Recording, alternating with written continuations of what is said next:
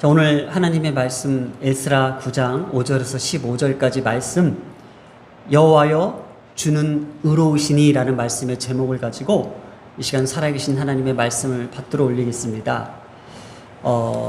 오늘 우리의 기독교는요, 하나님 앞에 구하는 종교가 되어 있습니다.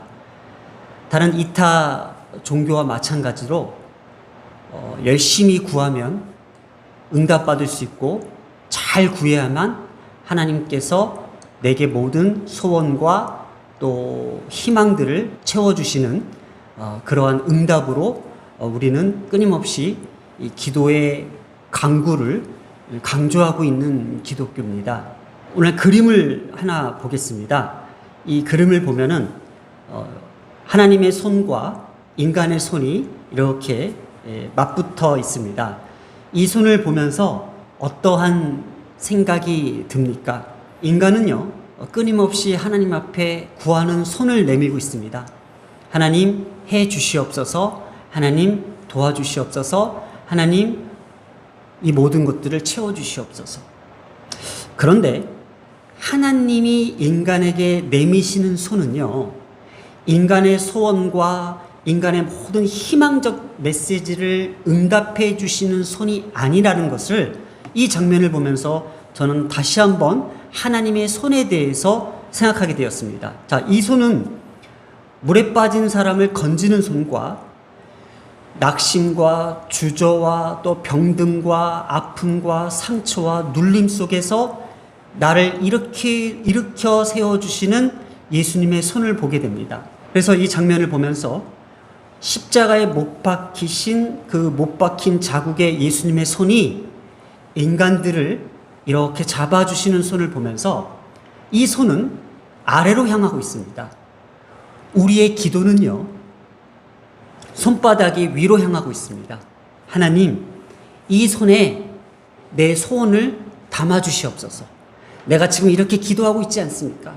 내가 열심히 기도하는 것 하나님 보시죠? 하나님, 이 손에다가 내 소원을 담아달라고 손을 내미는 우리의 기도의 손과 하나님, 나는 아무것도 할 수 없고 감히 손을 주님 앞에 들 조차 나는 부족한 사람입니다.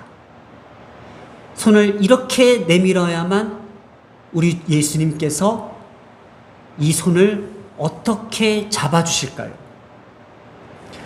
원래 우리의 기독교는요, 하나님의 손을 분명히 보라고 말씀하십니다. 그러면 그 하나님의 손은요, 어떠한 사람의 손을 잡아주실까라는 거예요.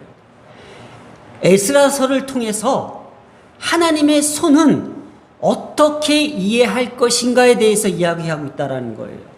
우리가 보면은요, 계속해서 하나님의 손에 대해서 우리는 이렇게 이야기하고 있습니다. 에스라 7장 28절에 내 하나님의 여호와의 손이 내 위에 있으므로, 또 에스라 8장 18절에 하나님의 선한 손에 도우심을 입었다고 합니다. 그리고 계속 또 반복하는 것이 에스라 8장 31절에 우리 하나님의 손이 우리를 도우신다고 합니다. 그러니 하나님의 손을 어떻게 이해할 것인가에 대해서 에스라는 이야기하고 있다는 것을, 하나님의 손은 무엇을 말하고자 하는 겁니까?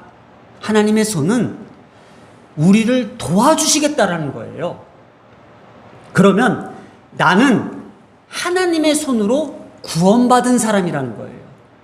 우리는 먼저 하나님의 손으로 구원받았다는 것을 알고 있어야 돼요.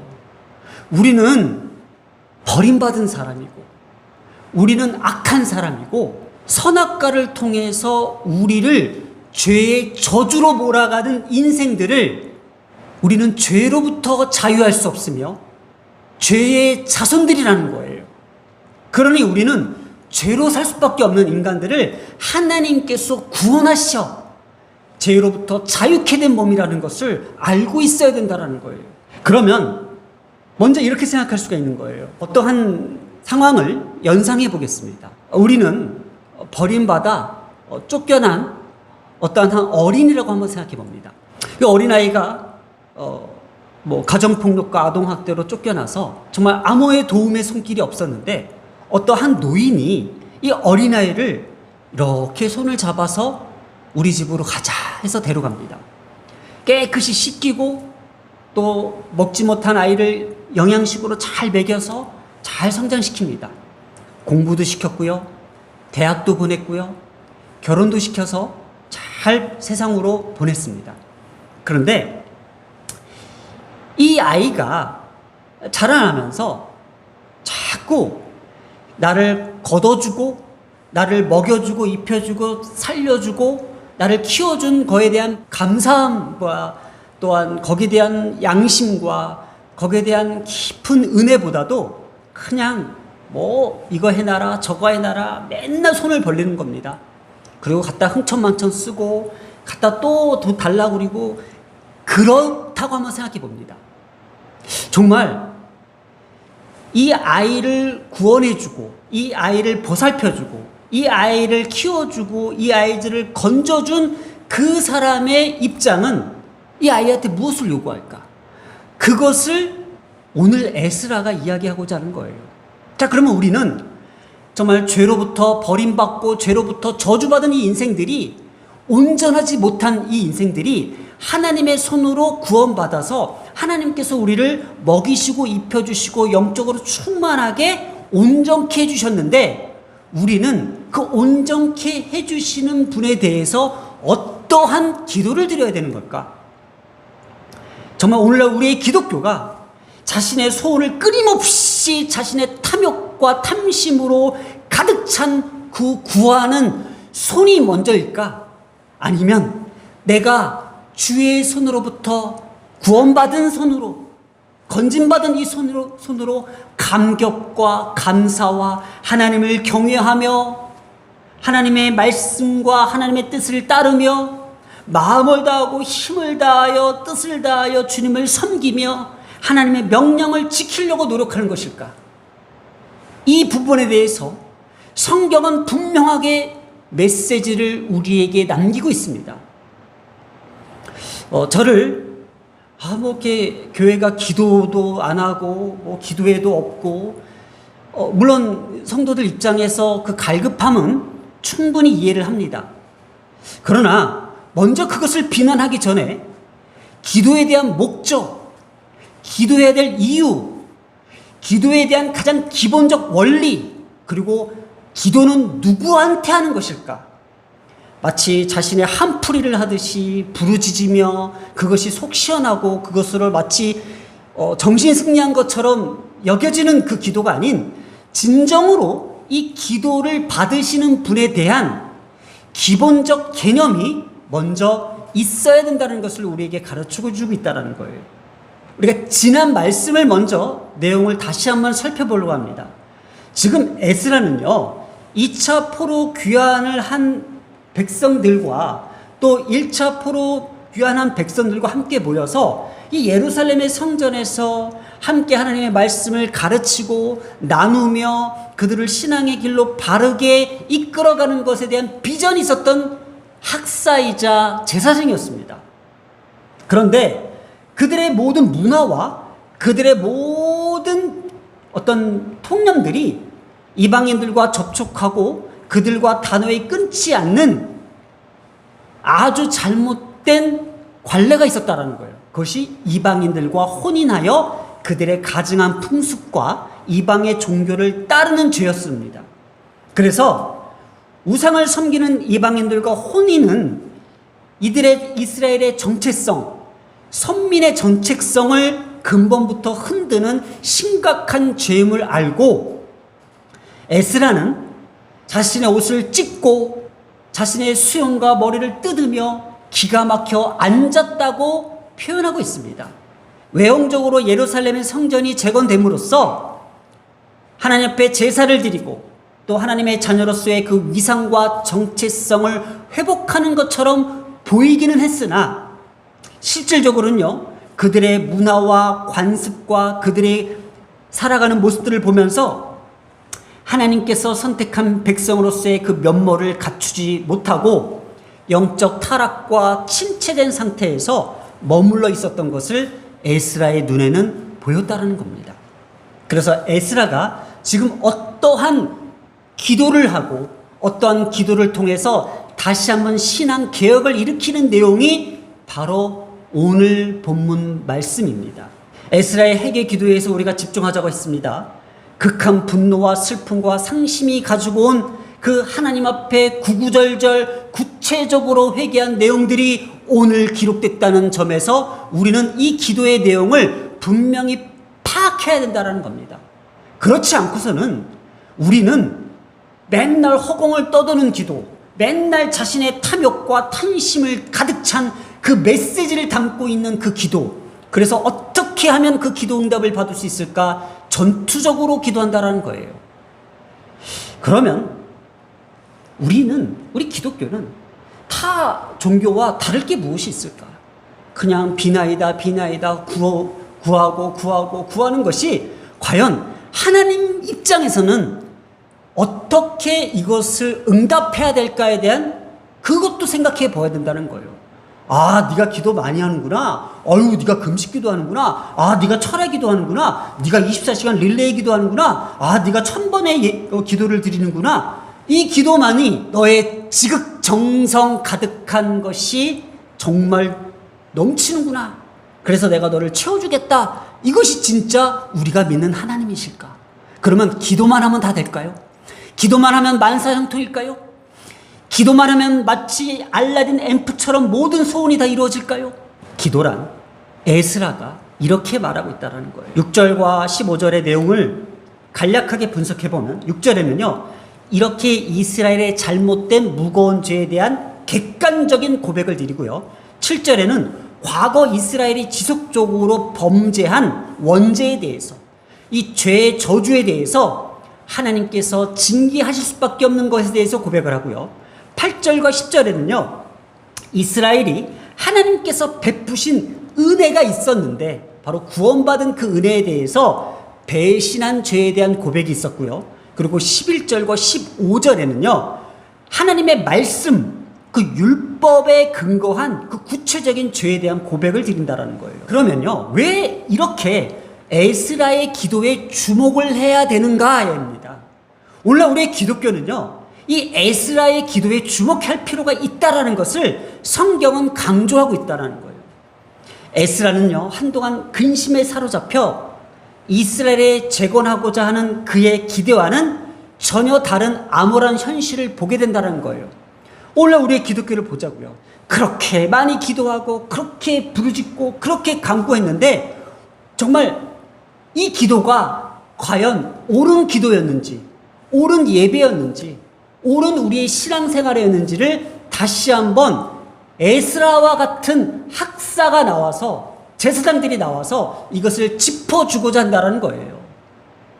당시 학사였던 에스라는요, 이 공동체의 재건과 신앙의 부흥을 위해서 예루살렘에 돌아온 백성들에게 하나님의 말씀을 바르게 가르치는 비전을 기대했던 것입니다.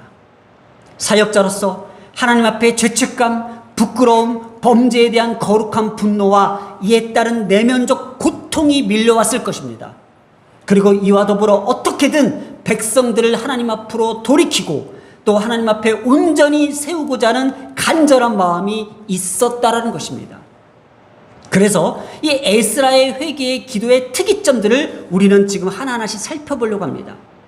에스라의 회개 기도의 장면에는요, 과거의 출애굽을 연상시킨다는 겁니다.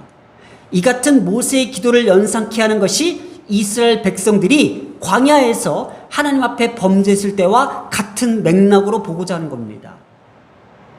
출애굽한 이스라엘 백성들은요, 하나님의 그 많은 이적들과 기사와 능력들을 체험하고 경험했지만 하나님을 온전히 믿지 못하고 자신의 욕구와 자신의 소원과 자신이 바라는 것만 그저 응답받으려고 하고 그것이 응답되어지지 않았을 때에는 우상의 것을 쫓았다는 겁니다. 오늘도 우리의 기도는요, 오직 하나님의 기도가 응답되면은요, 하나님은 의로우신 분이고요, 하나님이 기도에 응답이 되지 않으면은, 하나님의 기도가 응답이 더디되면요, 우리는 다른 것을 또 찾게 됩니다. 그래서 기독교인들이 점을 보고 다니고 또 어떤 미신을 믿고 다른 것들, 다른 잘못된 기도의 방향들을 쫓아간다는 거예요. 그저 하나님이 내 기도에 응답이 되시면 그것은 하나님은 선하시고 의로우신 분이라고 높이며 간증하고 있습니다. 그러나 자신의 뜻에 맞지 않을 때에는 하나님을 수없이 시험하고 악한 말로 저주한 그 모세와 아론을 원망했던 그 백성들처럼 지금 이스라엘의 백성들을 보면서 울분을 토하며 기도하는 에스라를 우리는 보아야 된다는 것입니다. 이렇게 이스라엘의 무거운 죄에 대한 고백을 6절부터 한번 살펴보겠습니다. 6절에 이렇게 나옵니다. 내가 부끄러워 낯이 뜨뜻하여 얼굴을 들지 못합니다. 이는 우리 죄악이 많아 정수리에 넘치고 허물이 커서 하늘에 미치기 때문입니다. 우리의 열조의 때부터 오늘까지 우리의 죄가 점점 심하였습니다. 이게 에스라의 기도의 시작입니다. 또 계속해서 7절 우리를 다른 이방의 왕들의 손에 붙이사 그들의 칼에 죽이며 사로잡혀 약탈을 당하며 얼굴을 부끄럽게 만드셨습니다. 분명히 우리의 죄 때문에 하나님께서 이렇게 징계하시고 심판하셨습니다. 그런데 하나님께서는 그러한 백성들을 그냥 내버려 두시지 아니하시고 우리를 긍휼히 여기셔서 어떻게 하셨어요? 우리 하나님 여호와께서 우리에게 잠시 동안 은혜를 베풀어 주셨습니다. 곧 우리 중 일부를 남겨두어 피하게 하셨고 성전을 통해 다시 회복시켜 주셨습니다. 바사 제국 왕 고레스를 통해서 우리를 일부를 피하게 하시고 다시 한번 예루살렘으로 돌아가서 성전을 재건해 준 그 사건을 이야기하고 있습니다. 8절 또 우리 눈을 밝게 하셨으며 종노릇하는 중에서 조금 소성하게 하여 주셨습니다. 9절에도요 하나님은 우리를 노예로 종살이하게 버려두지 아니하시고 바사왕을 통해 벗어나게 하여 주셨습니다. 또 하나님의 성전을 다시 세우게 하시며 보호받을 수 있는 초소와 삶의 터전을 회복해 주셨습니다. 10절에도요 하나님께서 이렇게 해주셨는데 그 이후에 우리가 주의 계명을 배반하였사오니 우리가 무슨 말을 하겠습니까? 그래서 10절을 한번 다시 읽어보면요 우리 하나님이여 이렇게 하신 후에도 우리가 주의 계명을 저버렸사오니 이제 무슨 말씀을 하오리까? 이 에스라의 기도를 통해서요 여러분 자신은 하나님께서 나를 건져주셔서 모든 종살이에서 우리를 벗어나게 하셨고 그 바사 제국의 속국이 돼서 더 이상 이스라엘 백성들을 완전히 전멸시키는 것이 아니라 몇몇을 남겨두시어 그들을 다시 한번 예루살렘으로 돌아오게 하셨고 거기에 예루살렘 성전을 짓게 하셔서 그곳에 다시 한번 하나님의 선민의 백성들을 다시 한번 일으키고자 했던 그 은혜를 잊어버리고 이방의 아내들을 택하여 이방의 풍습과 악한 것들을 쫓아가는 이 배반한 내용들을 계명을 저버려 싸우니 이제는 우리는 할 말이 없다라는 겁니다. 이것이 하나님으로부터 구원받은 자들의 기도의 자세라는 겁니다. 우리는 우리의 욕심과 우리의 것을 구하기 전에 하나님 앞에 건짐을 받은 구원받은 자의 말로써 할 말이 없어야 된다는 거예요. 이것이 기도하는 자들의 양심입니다. 그러면서 이것을 율법에 근거하여 구체적으로 그 죄의 고백들을 11절부터 15절까지 나열했습니다. 한번 계속 보겠습니다. 11절에 전에 선지자들을 통하여 말씀하시기를 너희가 가서 얻고자 하는 땅은 이방의 가증한 일로 더러움이 가득한 곳이라고 분명히 말씀하셨다라는 거예요. 이것이 뭐예요? 가나안을 정복할 때에 그 가나안을 하나님께서 주시고자 하고 했는데 그 땅은 가증하고 더러우니 그것을 진멸하라고 하셨는데 지금 아직까지도 이방의 것들을 놓지 못하며 자신의 성공과 출세와 자신의 이득을 위해서 이방의 아내들을 취하고 있다는 거예요. 12절에 볼까요? 그래서 너희의 딸을 저희 아들들에게 주지 말고 저희 딸을 너희 아들을 위하여 데려오지 말라고 하셨습니다. 또한 그들을 위하여 평강과 형통을 영원히 구하지 말라고 하셨습니다.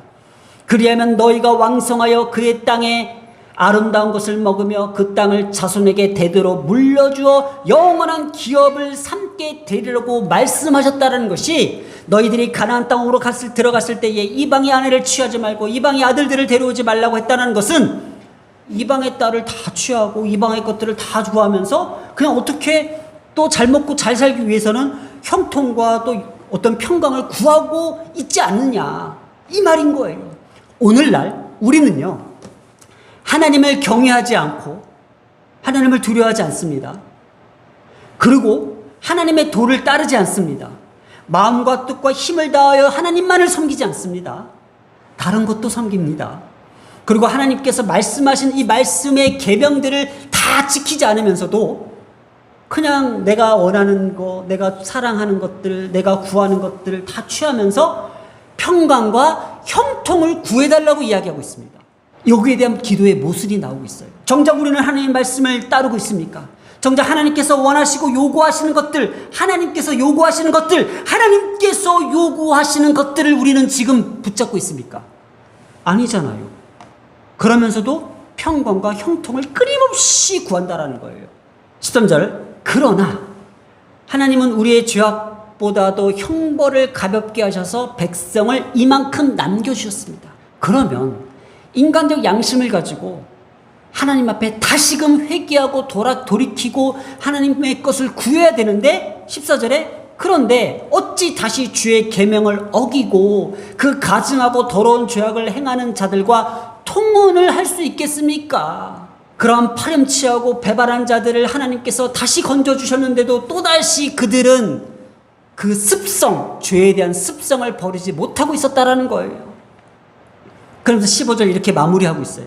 여러분, 이 본문은요, 우리가 같이 이 에스라의 마음과 체휼하는 마음으로 받아들여야 되는 거예요. 오늘 우리가 이렇게 살아남은 것은요, 주의 은혜인데 오히려 주께 범죄하였사오니 주 앞에 한 사람도 감히 설 수 없겠습니다 라고 지금 고백하는 내용, 본문으로 다시 한번 읽겠습니다. 이스라엘의 하나님 여호와여, 주는 의로우십니다. 우리가 남아 피한 것이 오늘날과 같사옵거늘 도리어 주께 범죄하였사오니 이로 말미암아 주 앞에 한 사람도 감히 서지 못하겠나이다. 에스라는요, 이 기도를 드리면서 이스라엘의 하나님 여호와여, 주는 의로우시니, 우리 기독교는요, 우리가 열심히 기도했을 때에 그 기도 응답을 해주시는 하나님을 의로운 하나님이라고 부르고 있습니다. 기도 응답, 은혜의 하나님, 축복의 하나님, 복의 하나님. 그런데 에스라가 이스라엘 하나님은 의로우시다라는 것은, 그 의로움은 어디에 있을까요? 버림받고 죄로부터 저주받은 인생들을 이렇게 건져주시고 구원해 주셨는데, 그 은혜로 말미암아 또 죄를 짓고 있는 우리를 남겨두셨는데, 또 이방인과 통혼하며 그들과 죄의 습성을 버리지 못한 인간들을 그래도 끌어안고 계시는 그 하나님의 손이 떠나지 않음을 의롭다고 이야기하고 있다는 거예요. 오늘 우리의 기독교는요, 오늘 우리의 기도는요, 이 하나님의 손을 바라보며 우리의 손을 포개고 주님 앞에 나가야 됩니다. 이 손을 잡아주신 하나님, 이 손을 건져주신 하나님, 이것이 기독교의 본질이고요, 우리가 기도해야 될 목적이라는 거예요. 나를 건져주신 하나님, 감히 하나님 앞에 설 수 없는 우리, 감히 하나님 앞에 고개를 들 수 없는 우리를 붙잡아 주신 하나님의 그 손이 우리를 떠나지 않음을 우리는 기도하고 있어야 된다는 거예요. 그래서 에스라의 기도는요, 우리가 보고 듣고 깨닫고 해야 될 하나님의 요구를 간파하는 기도였습니다. 그러면 하나님은 오늘 우리에게 어떠한 것들을 요구하실까요? 자, 보세요. 하나님께서 우리를 건져주셨습니다. 하나님께서 우리를 살려주셨습니다. 버림받아 길바닥에서 떠돌아다니는 그 어린아이를 건져주었습니다. 그 건져준 아이를 씻기고 먹이고 재우고 키웠습니다. 그러면 이 주인은 이 아이에게 무엇을 요구하고 있을까요? 돈 내놔. 뭐 더 내봐. 어디? 네가 가서 밖에서 벌어와서 앵벌이를 하든 뭘 하든 와서 나한테 갖다 바쳐. 이걸까요? 아니었습니다. 경외하고 너가 나를 높이 사고 그리고 이 도를 행하며 바른 길을 걸으며 그리고 마음을 다하고 뜻을 다하고 힘을 다하여 어떻게 해요? 이 가정이 도와준 사람을 섬기며 그리고 이 가정에서 너가 보고 듣고 배운 모든 계명들을 잘 지키면 돼. 이게 전부였다는 거예요. 오늘날 우리에게도요, 하나님께서 죄로부터 건져주시고 죽음으로부터 건져주시고 사망의 음침한 골짜기를 다닐지라도 우리를 하나님이 더 건져주셨던 것은 다른 것이 아니에요. 너희들이 기도 많이 해? 야, 너희들 기도 많이 하면 돼? 그게 아니었습니다. 뭘까요? 신명기 10장 12절 13절 보겠습니다. 이스라엘아, 내 하나님 여호와께서 내게 요구하시는 것이 무엇이냐? 단도직입적으로 이야기하고 있습니다. 곧 내 하나님 여호와를 경외하여 그의 모든 도를 행하고 그를 사랑하며 마음을 다하고 뜻을 다하여 내 하나님 여호와를 섬기고 13절에 내가 오늘 내 행복을 위하여 내게 명령하는 여호와의 명령과 규례를 지킬 것이 아니냐. 이 말씀이었습니다. 오늘의 메시지는요, 하나님은 의로우시대요. 에스라는요, 하나님은 의로우시대요. 사랑하는 여러분, 하나님은 의로우신 분이십니까? 우리의 기도를 들어주시고 우리의 소원을 들어주시고 우리가 손님일 때의 모든 것들을 축복하여 채워주시는 그런 의로운 분이십니까? 우리는 그런 하나님을 의롭다고 이야기하고 있습니다. 에스라가 하나님은 의로우신 분이라고 했을 때에는 나는 하나님 앞에 절대로 설 수 없는 사람인데, 감히 설 수 없는데 나 같은 사람이 하나님 앞에 설 수 있고 나 같은 사람을 하나님께서 붙잡아 주시고 손 내미셨다라는 것에 대해서 하나님은 의로우신 분이라는 것을 분명히 다른 관점에서 이야기하고 있다는 겁니다. 저는 많은 고민을 했습니다. 나의 하나님은 어떤 하나님이실까? 나는 그리고 어떻게 하나님 앞에 기도를 해야 될까? 아무것도 아닌 인간, 아무것도 아닌 온전치 못한 사람, 그 사람을 건져주셨고 그 건져주신 그 손을 아직까지도 놓지 아니하시며 나를 붙들고 계셨기 때문에 내가 다른 것을 구할 수 없습니다. 자식을 잘 되게 해달라고, 먹고 사는 거 문제없게 해달라고, 교회가 잘 되게 해달라고, 교회가 부흥케 해달라고, 목회자로서 성공하게 해달라고, 단 한마디도 구할 수 없습니다. 하나님께서 요구하시는 것은 이것뿐이라고 이야기하고 있습니다. 첫 번째가 뭐였어요? 하나님을 경외하여 하나님의 모든 도를 행하고 하나님의 말씀대로 살아가는 겁니다. 하나님을 사랑하며 마음을 다하고 뜻을 다하여 하나님을 섬겼, 바로 예배의 삶입니다.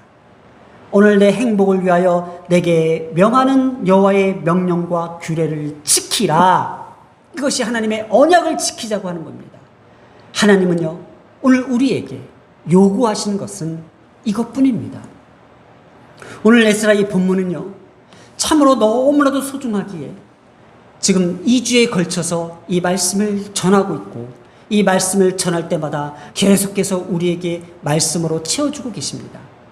사랑하는 여러분, 우리 교회는요, 적어도 의로우신 하나님 앞에 염치와 양심은 갖고 있습니다.